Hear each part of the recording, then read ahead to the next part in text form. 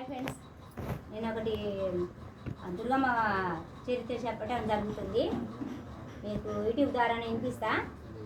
ఒక ముసలాయనే దుర్గమ్మని అమ్మవారు విధానం గుట్టకాడ వృక్షాలు చెప్తుండట. అయితే నైట్ మొత్తం పొద్దుగులు తోలుకొని నైటు కిరాయిలు పడతాయి, పొద్దుగులు తోలితే రూపాయి రాదాయని ఇక వృక్ష అందరూ లైన్లో పెట్టుకొని అక్కడ ఉండేటోళ్ళట. నైట్ ఏమన్నా కిరాలు గిట్టిన పడితే 10-20 వస్తాయని అక్కడే పండుకుంటేవాళ్ళు ముసలోళ్ళు, ఒకళ్ళు రిక్షాల వాళ్ళు. ఒకరోజు అమ్మవారే దుర్గమ్మ తల్లి మాల్యం అయ్యి ఇక ఒక మనిషి అవతారాన వచ్చి పెద్ద ఆయనే ఇక్కడ పలాని ఏరియాకి పోవాలి నేను అనగానే వస్తావా నాన్న అంటే వస్తావా అని చెప్పిందట. అయితే కూర్చుని పలాని బజారు కానీ అనగానే ఆ బజారుకి తీసుకుపోయిందట. పోగానే ఇక్కడే నాన్న ఆపు అనగానే అక్కడ ఆపిండట.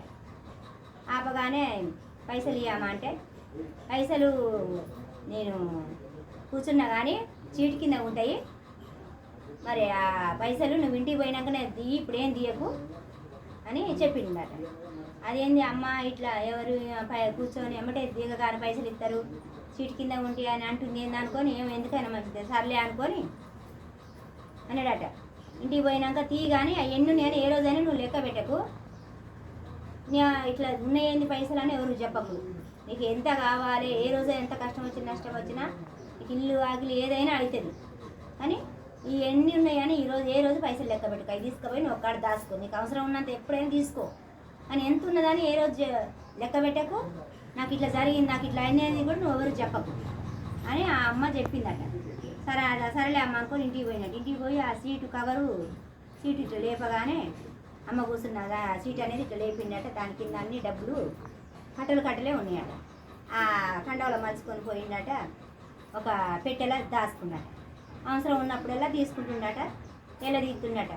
ఇల్లు ఆగిలి అన్నీ కట్టుకుంటుంది. ఎక్కడ అయ్యా అని అలా భార్య అడిగినా కూడా నేను ఎక్కడి నుంచో నీకు ఎందుకు ఏదో కష్టపడి రిక్ష తెస్తున్నా, నీకు ఇవన్నీ చెప్పడం అవసరమా అని భార్యతో అంటుండట. అట్లనే కాలం గడిపిస్తుండు, మంచిగా ఎదిగిపోతుంది. అయితే ఆయనకి ఒక రోజు టైంలో ఎందుకైనా మంచిది ఎంత తీసినా అయిపోవట్లేదు, ఒకరోజు లెక్క పెడితే ఎంత ఉందో అనేది పెట్టే కాడ కూర్చొని లెక్క పెట్టడం జరిగిందట. ఎప్పుడైతే మూత తీసి లెక్క పెట్టుతుందో అప్పుడే తలకాయ బలిగి విధానంలో ఇట్లా అయిపోయిందట.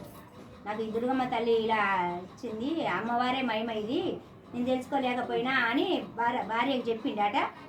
ఎమ్మటే అడ్డం పడిపోయిందట. ఎందుకంటే ఎవరైనా ఒక మాట చెప్పినప్పుడు ఎవరు చెప్పొద్దు అన్నప్పుడు చెప్పకుండా ఉంటేనే మంచిగా ఉంటుంది ఫ్రెండ్స్. మరి అది అమ్మవారి మహిమ కాబట్టి ఆ మాట ఆయన నిలుపుకోలేదు. ఆ తల్లి కూడా నువ్వు ఇవాళ చెప్పినా రేపు ఇంకోటి ఏం చెప్తావు వద్దా అని ఆ తల్లి కూడా అట్లా ఆయననే అలా చేసింది ఫ్రెండ్స్. మరి మీకు నచ్చితే మాత్రం లైక్ చేయండి, షేర్ చేయండి. దుర్గమ్మ వారి చరిత్ర ఇది.